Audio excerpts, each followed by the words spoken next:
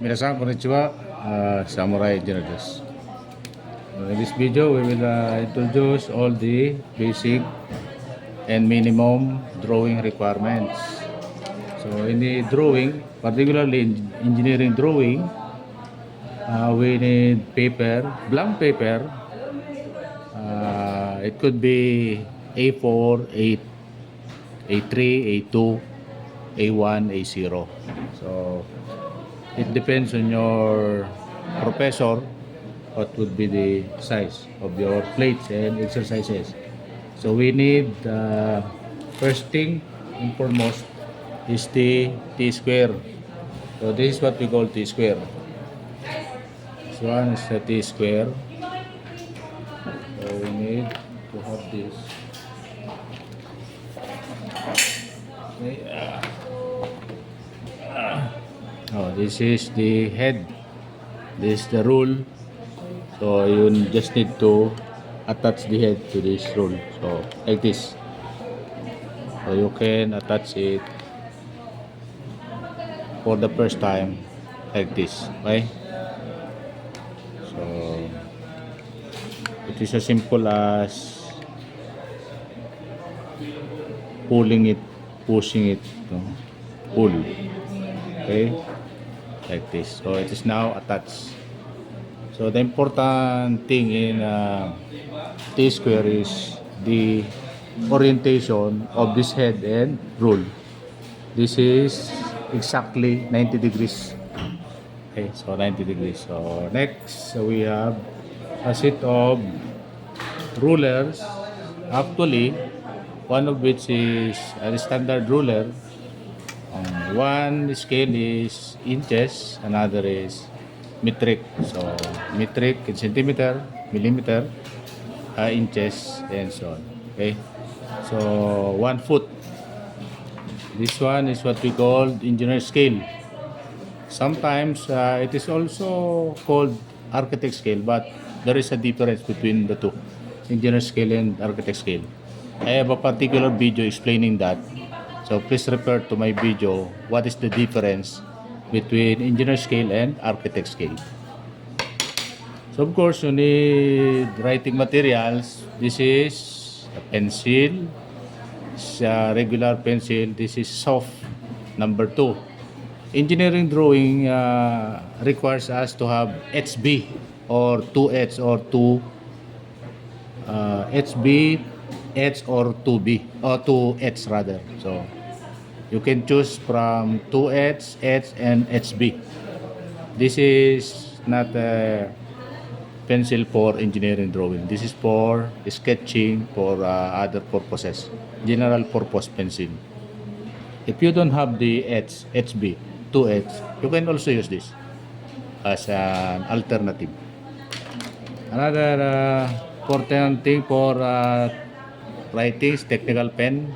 So we have here is 0.1, this is 0.7, and this is 1.2. So an important thing is you have at least 3. You can have 5 or many, but important thing at least minimum 3. Thin, average, and thick. So you have thick for border lines 1.2. So it is written here 1.2. Okay, so here you can see this is 0.7. So this is medium line weight. So this is the thinnest line weight, 0.1. So very small. So you can even use this as a sign pen. Very thin. So 1.2 usually for border lines. Okay. So as you can see, this is an example of how can you use the technical pen. So medium size. This is thin size technical pen. So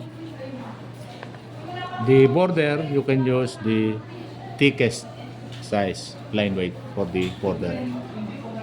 Okay. Next thing really need is triangles, set of triangles. So we need 45 by 45 triangle like this, meaning this is 45 degrees. and also the other side 45 degrees. So of course this is 90 degrees. And not only that, we need triangles, usually 30-60 triangle. So different sizes. We have smaller, medium, and large size triangle. This is 30-60. So this is 60 degrees, 30 degrees, and 90 degrees. So this is just an explanation of the minimum requirement for drawing. We will explain in details on other videos specific tools. So for example, we have an extra tool that we really don't need so much. This is a tool that could measure precisely. So for example, you want to measure the diameter of this. And why? Do you need to measure that? You need to draw this. If you need to draw this, you have to measure it first. So this is a tool that could measure that accurately. So this is what we call vernier caliper. And we have another set of pens that could be used for perspective drawing. Okay, so usually we only need black and white in our engineering drawing, but nowadays extra effort means aesthetic, no? Aesthetic result, more aesthetic, more beautiful, no? So usually this is not required, but we can always see, particularly architects drawing. And when you are engineering,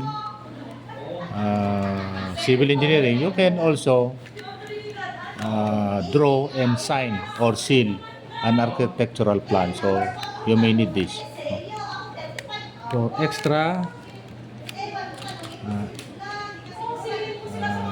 aesthetic value. Okay, so that's all for this video. See you on the next video.